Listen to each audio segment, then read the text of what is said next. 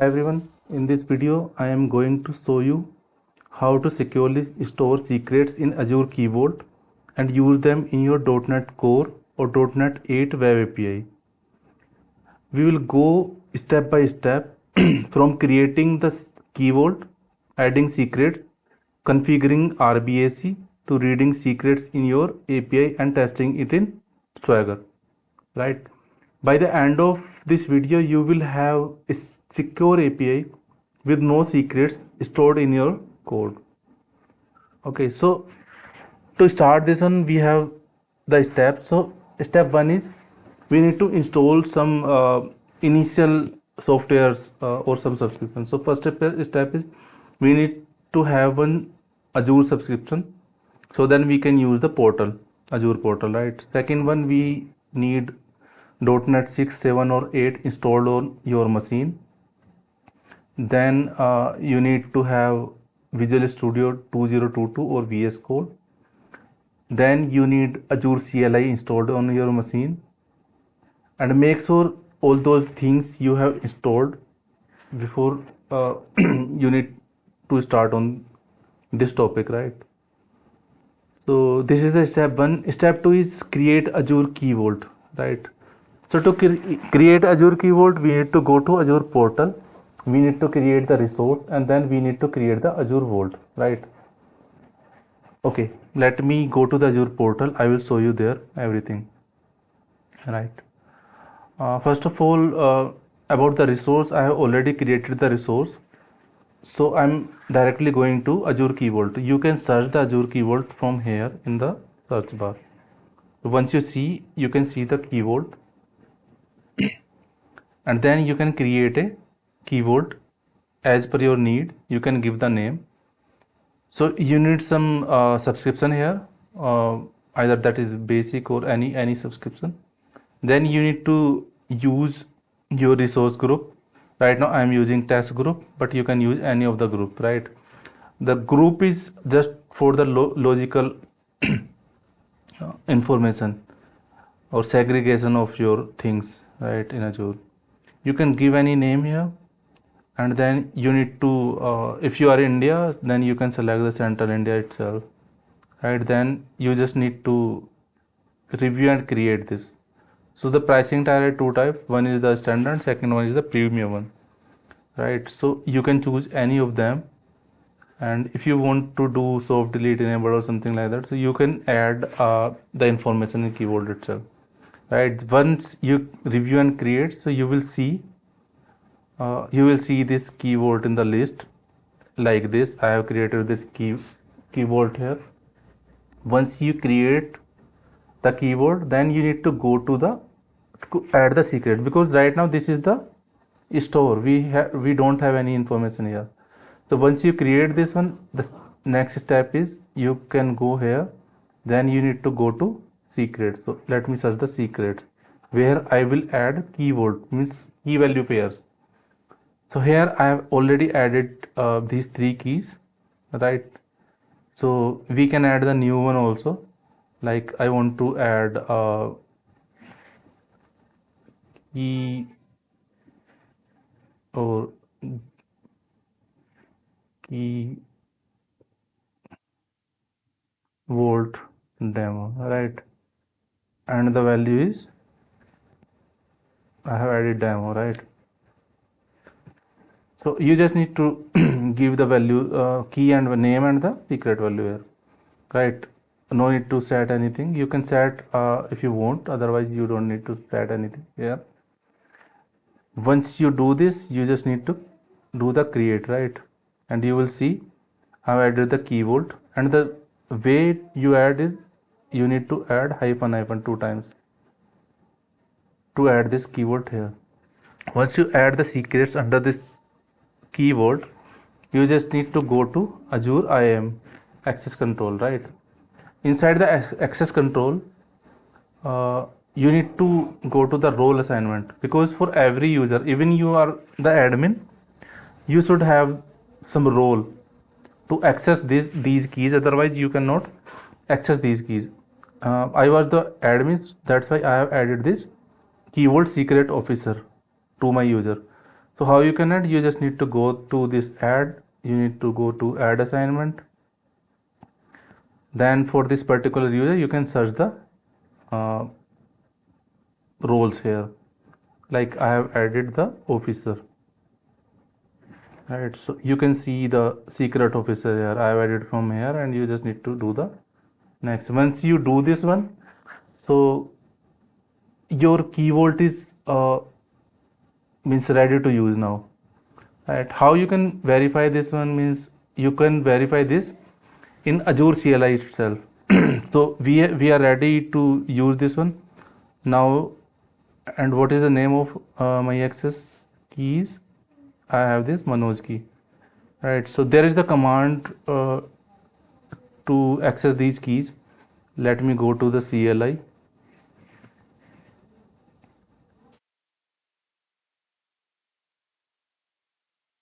Right, once you go to the CLI, right, I am here.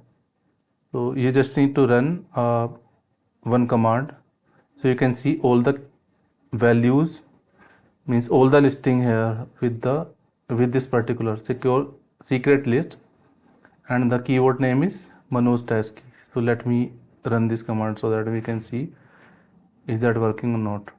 So it will read the live data from the Azure Key Vault, and you can see in JSON format here, right? So we have three values, so I have added these three here. We have one now, right? Because we have added one more latest one, right? Okay, so you can see the secret name, secret key, whatever the name is there, you can see here. And the value you can not see here, you just need to use inside your code. So this one we have added key vault demo, right? Now the next step is step 5. So step 5 is related to basically create the .NET Core Web API. So to create that one, you need to go to the projects, and then you need to create a new project with .NET Core Web API, right? And then you need to add some packages, right? You need to add some packages. So what I did, let me go to the code directly. You will see everything there. So what I am saying that Azure Services Integration, I have created one project here with .NET Core API, and these are the packages you need to add, right? I have added these three packages, 1, 2, and 3. These three packages you need to add here, and I have created one task controller, right? So this controller is to get the secrets. Previously I have added two secrets. I will show you these two, then I will add the new keys also here, and we will see if we can see the data here. Okay, this is the thing. And then in the Azure setting, let me see if I have added something here. Here is nothing. Then in the program itself, you need to do some code for Azure keywords. So what I have added, first of all, you need to create a client. And how you can create, this is the key vault name, right? So you need to put your key vault name here, then this is the URL for the key vault. So everything will be same for everyone, just this key vault will be changed. And these two lines of code is there only. It will pick the data from the Azure Key Vault, and then it will add to the configuration itself, and then from the configuration you can read the data everywhere where you want to read, right? So this is the only thing you need to do, and you can use these keywords anywhere using the Azure using the configuration, right? So let me go back to this test, and here we are adding this configuration, injecting this one, and then we are using. Let me run this code, and we will see how it is working right now, and we will see how we can add more data here, right? Let me run this code.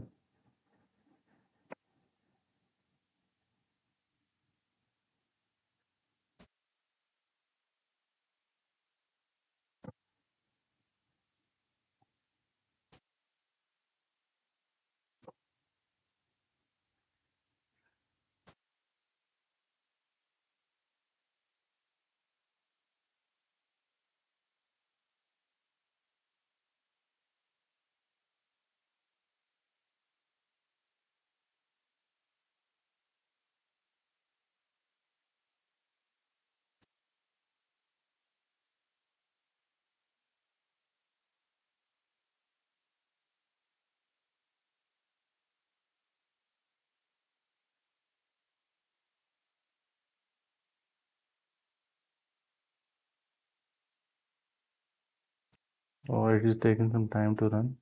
Let's wait for some time. We'll see how it will work.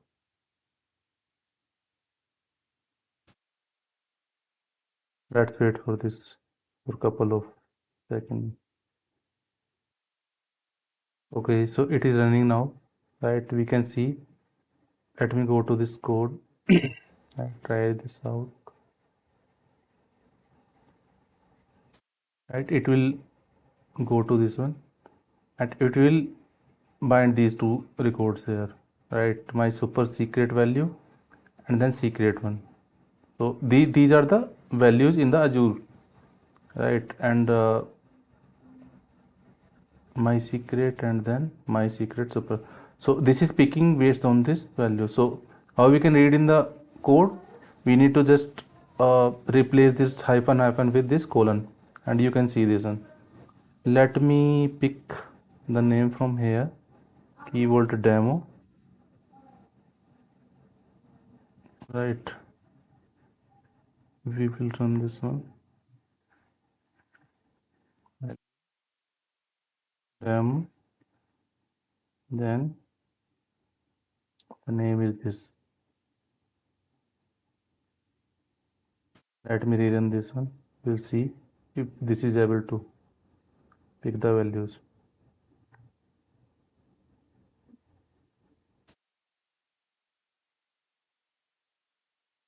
Okay, so inside this demo, it is not getting, let me see. Oh, this is wrong, so we need to add this one, right? Let us see now. Inside the demo, we can see the demo value, whatever we have added there, we can see this one. And this config we can use anywhere in our project, either that is service, that is controller, anywhere. So we don't need to add the secrets, the connection string inside the app setting. We just need to use basically the Azure keyboard. So what are the benefits of this one? Means so we have some of the tips for this. Like for the production one, we need to use manage identity in Azure App Service or AKS. We need to remove any secrets from the app settings, right? Assign keyword secrets, user role to your app service. This way, your API is fully secure and does not store secrets in your code, right? So these are the things we need to take care. This is very useful, and means I'm using this one in most of the projects right now. So always test access with CLI before using in the API. So you can connect your local Azure CLI and you can run the commands there. So that's it for this video, guys. In the next video, I'll come with the new topics. Thanks for watching. If this video helps, you can like, share, and subscribe for more Azure and .NET tutorials. And thanks a lot. Hello, guys. So today we are going to start a discussion on Azure Storage Explorer and Azurite. So if you are Azure learner and you want to use Azure in your local machine without any Azure account, right? In that case, you need to install two things like Azure Storage Explorer and Azurite locally.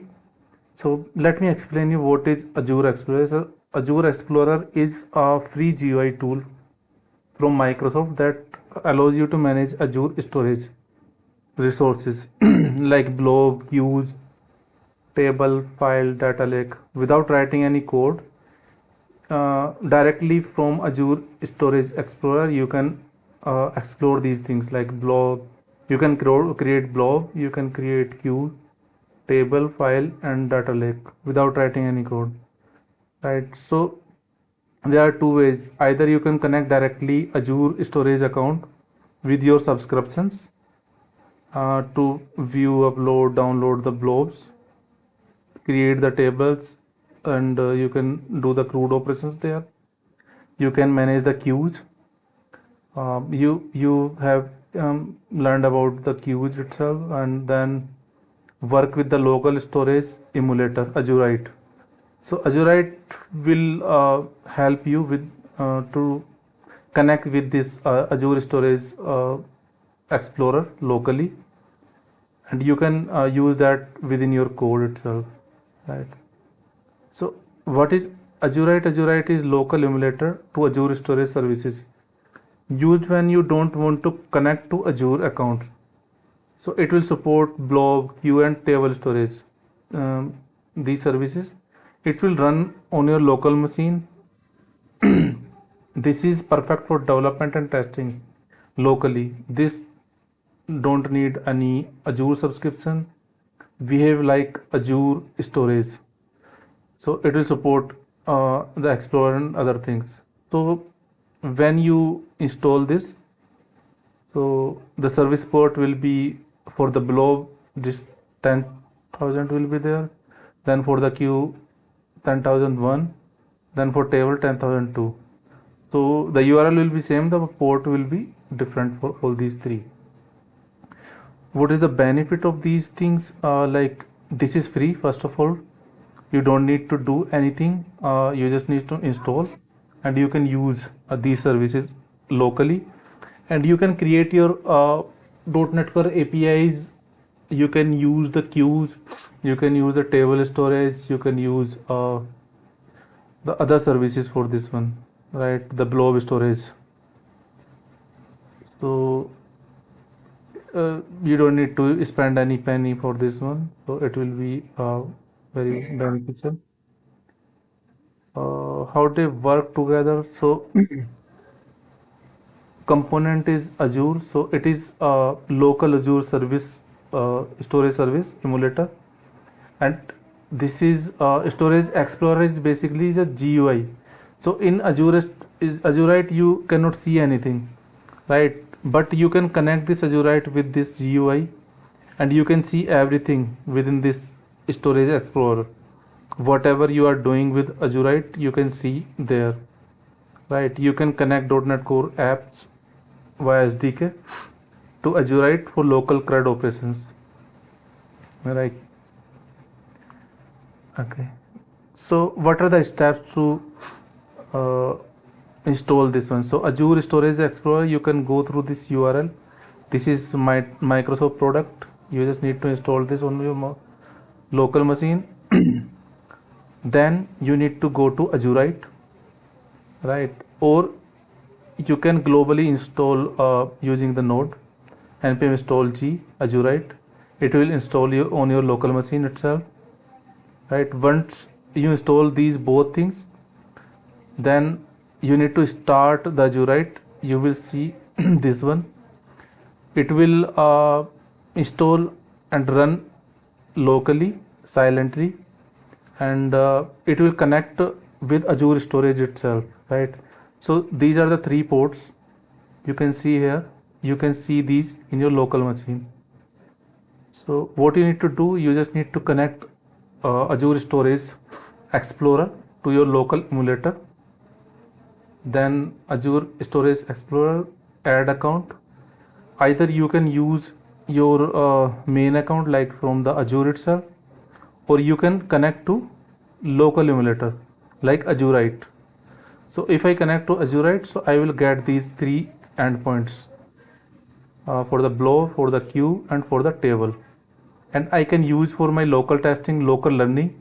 If you are a learner, you are a fresher, or you have just started on the Azure services, so these services you can learn free, and you can use these locally without any spend any money, right? So the default account name is this, and for every machine it will be, the URL will be same, so you don't need to change anything in your code. This is the account name, this is the account key, the URL, then just need to connect this one, and you can create this. Step 5 is to test this local storage locally. Then you can create Blob storage, Blob container in the storage controller, upload any file. It will be stored locally in Azurite folder, right? You can create the queue, push a message and verify it works or not, right? So what are the local benefits of this one? No storage subscription needed for this, work completely offline, supports Blob, queue and table storage, all three. So you can learn these three things locally without any money, and you can do the development and testing locally without any connection of the Azure, right? So this is like, if this is the local your .NET Core app, so your API can directly connect to this Azurite emulator. So you just need to call the endpoint of this one and it will connect to this Azure Storage Explorer for local access. So how you can see that on local machine? So let me show you first of all the Azure Explorer, right? Once you create this means install this Azure Explorer, so here this is emulator default port. So this will work when you install the Azurite, right? So I have connected this one, you can see here. So these are the endpoints, you can see Blob endpoint, queue endpoint and table endpoint. So these connections you need to use in your connection string if you are developing the application locally. So what I did, I just created one table here. So let me check if any table is there. Yeah, you can see the demo table is there, right? And I have added the data like partition key, row key, timestamp, name, email. So this is you can create these things, like you can use the tables, you can use the queues. For the queue you can create any queue from here. You can name is the demo queue, right? So I have created this queue. You can add any data here. So for this message you need to add either JSON format or testing